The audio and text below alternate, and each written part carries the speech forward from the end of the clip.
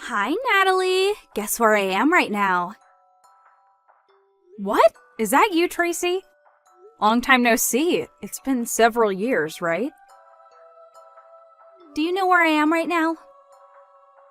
I'm really sorry, but I don't have the time for that right now. I'll contact you again when things have settled down. You haven't been able to contact your husband Harry since last night, right? What? Do you know something about it, Tracy? If you know where he might be, then tell me. Even if it's just a tiny clue. That's why I'm asking you to guess where I am right now. Huh? Don't tell me that. Are you two together right now? Yep, we've been together since last night. I'll ask you again, all right? Do you know where I am right now? Tracy. The answer is the Love Hotel in the town next to ours. I spent the past night taking my time tasting your husband Harry. He was super delicious. Thanks for the meal. Well, it's already been 3 months since we started going out, though. Just what are you thinking? Harry is my husband, and to think that I considered you my friend ever since middle school. What? Seriously? Well, I guess we were friends. You were my best friend whose job was to make me look better. I made you look better? Is that so? Fine, I understand now.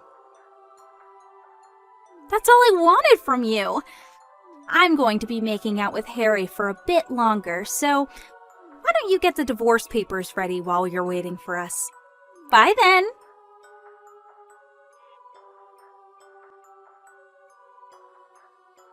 Hi, Natalie. Thanks for divorcing Harry.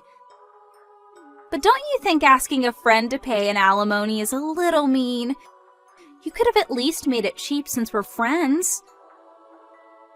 The alimony I made you pay was a fair amount, and I was just expressing my legal right. Alimonies aren't made cheaper for friends. And we aren't even friends anymore in the first place. Aww.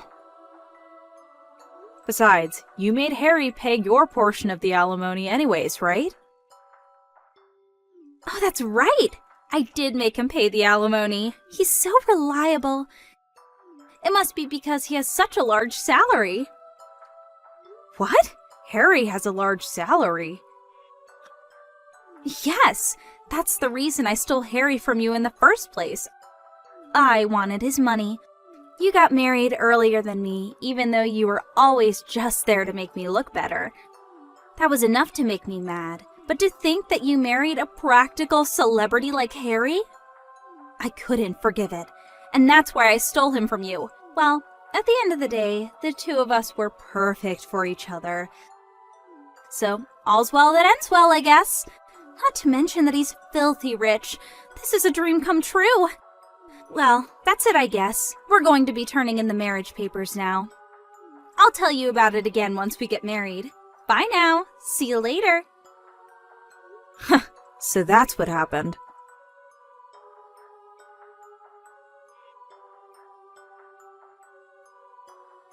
Hi, Natalie. We just turned in our marriage papers. Now I'm the celebrity wife of a rich man. Not only that, but I received a $20,000 diamond ring from Harry. What? A diamond ring? Yes, he told me he wanted to go to the park next to the city hall before turning in the marriage papers. And I was wondering what he was going to do, and we're getting married so fast and everything's super hectic, so this is my only opportunity to give you this, he said, while standing in a tree shade and swiftly pulled out a diamond ring from his pocket. He then put it on my left ring finger. Is that so? Well, I guess you must be happy. Sorry for stealing such a rich man from you. I know it was probably the best thing to happen to you in your life. I'm just glad because you seem happy. What? Ew! What's with that reaction? You're actually seething with anger and jealousy right now, aren't you? I know you still have feelings for Harry. Moving on then. I need to move my stuff to our room in the high-rise condominium since I'm going to be living with him from now on. What? A high-rise condo?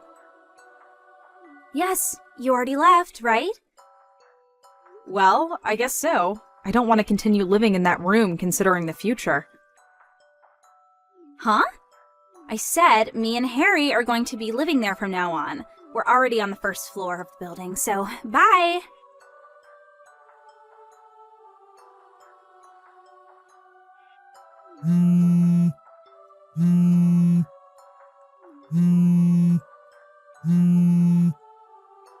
Natalie, answer my calls. What is the meaning of this?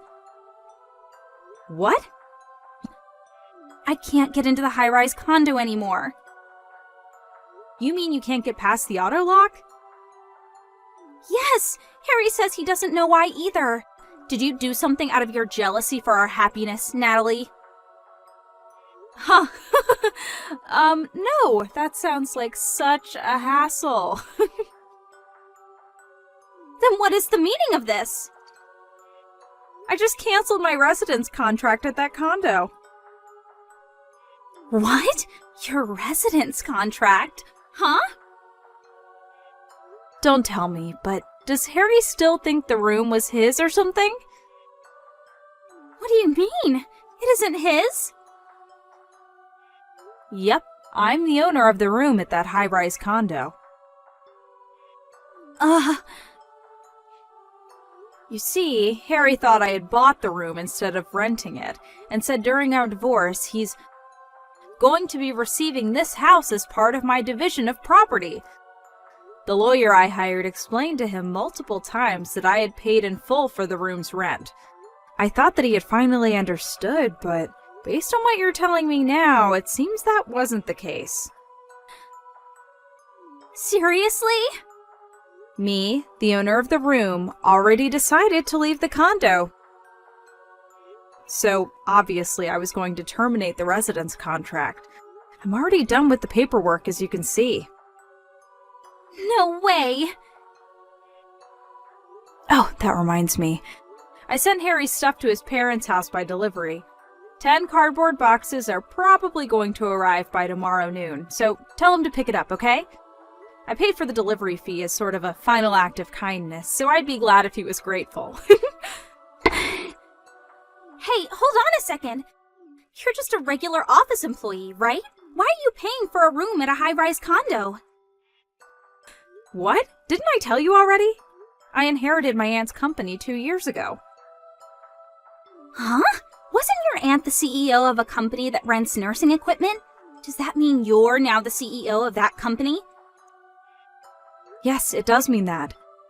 That being the case, I wanted to try out living in a high-rise condo and enjoy its lifestyle. I was planning on living there for a few more years, but I decided to move out since the place was going to be ruined by memories of the divorce.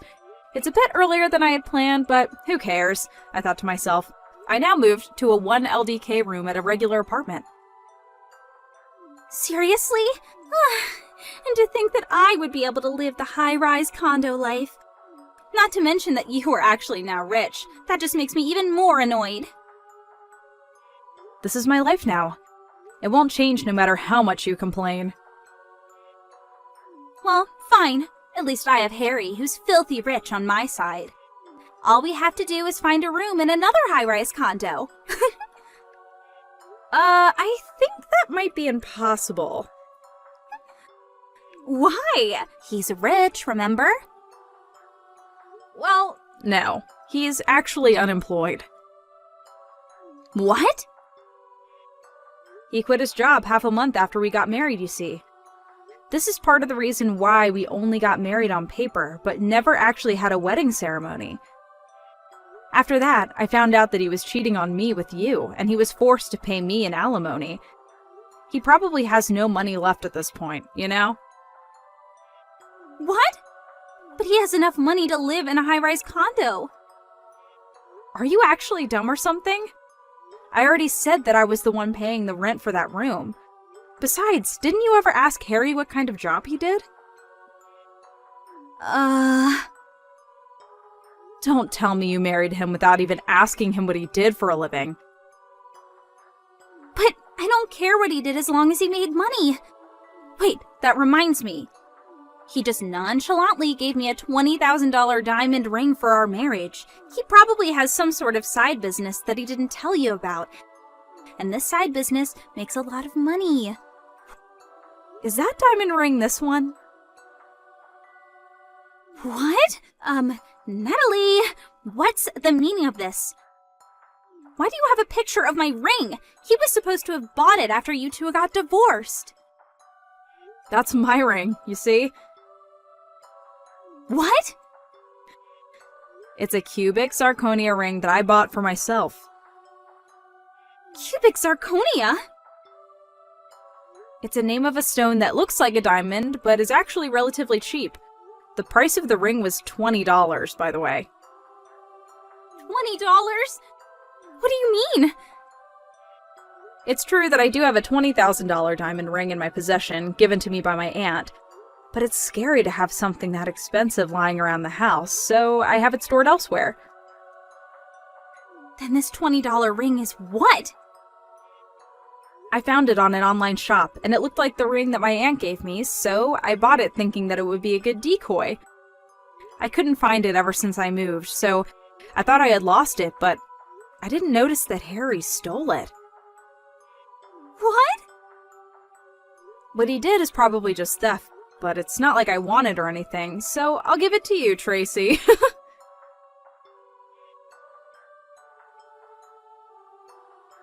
What is this? Huh? The wedding ring! Harry thought it was a $20,000 diamond ring your aunt gave you, so he took it as part of his property division. He said, so I had it checked out before we got married at the jeweler to be certain, and it was actually a cubic zirconia ring, just like you said. I told you, didn't I? Oh my God! What are you going to do about this? I just married a poor, unemployed man. Why don't you divorce him if you're not happy with the marriage? You say it like it's so easy. Come to think of it, I don't even have a place to live. I already canceled the residence contract at my apartment since I was so ready to move to a high-rise condo. Oh, that reminds me. Your parents' house no longer exists since your parents got divorced, right? That's right. My. What do you mean, my? You're the one who started all this mess, Natalie. How is this my fault? How was I supposed to know that you, the wife, were the main source of income? No one would have guessed such a thing. Why didn't you tell me sooner? You mean I was supposed to tell you after you stole Harry from me? But we're friends! Even if we were friends back in school, we hadn't been in contact for several years. I never had an opportunity to tell you all about me and Harry's situation, did I? But doesn't this mean that you were screwed the moment you decided to steal Harry from me? But it looks like all you can say is but. And it's none of my business what you do now that Harry and I are divorced, so figure this out between you and Harry, alright? Natalie, wait! Bye! Natalie!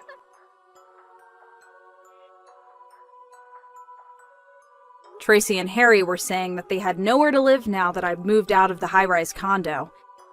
But it seems they remembered that I had told Tracy that I sent Harry's stuff to his parents' house, so that's where they went the next day. Apparently, they were planning on making it seem like the divorce was my fault, and getting the sympathy of Harry's parents and eventually convincing them of letting him and Tracy move in, but obviously I explained to them what had happened. After all, I was sending them a bunch of stuff. The two arrived at Harry's parents' house not knowing that they already knew what had happened and started spewing their lives, which made Harry's parents even more furious. Harry's father, absolutely enraged, arranged and put into motion an improvised plan. I handed over the two of them to my friend who's a fisher. So they won't be coming to land for a while, I think, he said. I imagine they were sent out on a deep-sea fishing boat. But I didn't think any further.